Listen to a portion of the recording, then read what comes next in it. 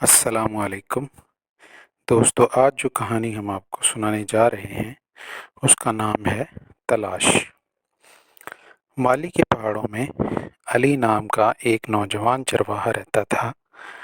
اس کے پاس بھیڑوں کا ایک ریوڑ تھا جو اسے بہت پسند تھا۔ ہر روز وہ انہیں ہری بھری چراگاہوں میں لے جاتا اور چرتے وقت ان کی نگرانی کرتا۔ وہ ہر ایک بھیڑ کو نام سے جانتا تھا اور اپنے خاندان کی طرح ان کی دیکھ بھال کرتا تھا۔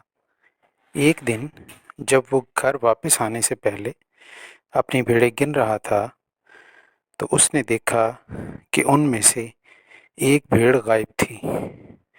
یہ اس کی پسندیدہ بھیڑ زارا تھی، جس کے ماتھے پر سفید اون اور سیاہ دھبا تھا۔ علی بہت پریشان ہوا اور اسے ڈھونڈنے کا فیصلہ کیا۔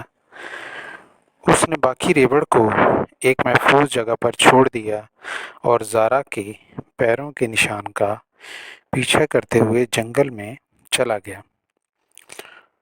وہ گھنٹوں تلاش کرتا رہا لیکن وہ اسے نہ ملی۔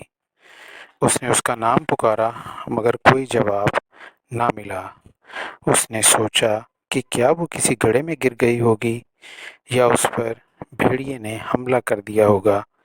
وہ اسے کھونے پر اداس اور خود کو مجرم محسوس کر رہا تھا اور اللہ تعالیٰ سے ہدایت اور حفاظت کی دعا کر رہا تھا۔ جب سورج غروب ہونے لگا تو اس نے دور سے ہلکی روشنی دیکھی۔ وہ اس کے پیچھے چلا اور ایک چھوٹی سی جھونپڑی میں آیا۔ اس نے دروازہ کھٹکھٹایا تو ایک مہربان بوڑھی عورت نے اسے کھولا۔ اس نے اسے اندر بلایا اور اسے کچھ کھانا اور پانی پیش کیا۔ اس نے اس سے پوچھا کہ وہ جنگل میں اتنی دیر سے کیوں گھوم رہا تھا۔ تب علی نے اسے اپنی گم شدہ بھیڑ کے بارے میں بتایا کہ وہ کیسے سارا دن اسے ڈھونڈتا رہا تھا۔ بوڑھی عورت نے مسکرا کر کہا، بیٹا فکر نہ کرو، میرے پاس تمہاری بھیڑ ہے۔ وہ آج صبح میری جھونپڑی میں آئی۔ وہ تھکی ہوئی اور بھوکی لگ رہی تھی۔ میں نے اسے کچھ گھاس اور دودھ دیا اور وہ میرے پاس رہی۔ وہ آرام کر رہی ہے ابھی گودام میں۔ تم اسے کل واپس لے جا سکتے ہو۔ علی بہت خوش ہوا اور اس نے بڑھیا کا شکریہ ادا کیا۔ وہ گودام میں گیا اور دیکھا کہ زارا سکون سے سو رہی ہے۔ اس نے اسے گلے لگایا اور سرگوشی کی۔ مجھے افسوس ہے کہ میں نے تمہیں کھو دیا زارا، مجھے بہت خوشی ہے کہ تم محفوظ ہو۔ زارا نے اٹھ کر اس کا منہ چاٹ لیا۔ وہ بھی اسے دیکھ کر خوش ہوا۔ بوڑھی عورت نے علی کو اپنی جھونپڑی میں رات گزارنے دی۔ اگلی صبح اس نے اسے اس کے سفر کے لیے کچھ روٹی اور پنیر دیا۔ اس نے اسے ایک اونی سکارف بھی دیا۔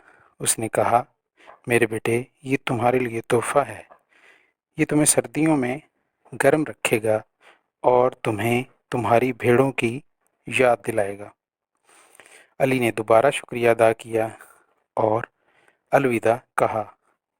اس نے اسکارف گلے میں ڈالا اور زارا کو اپنے ساتھ لے لیا۔ وہ اپنے ریوڑ میں دوبارہ شامل ہو گئی اور علی نے دوبارہ ان کی گنتی کی۔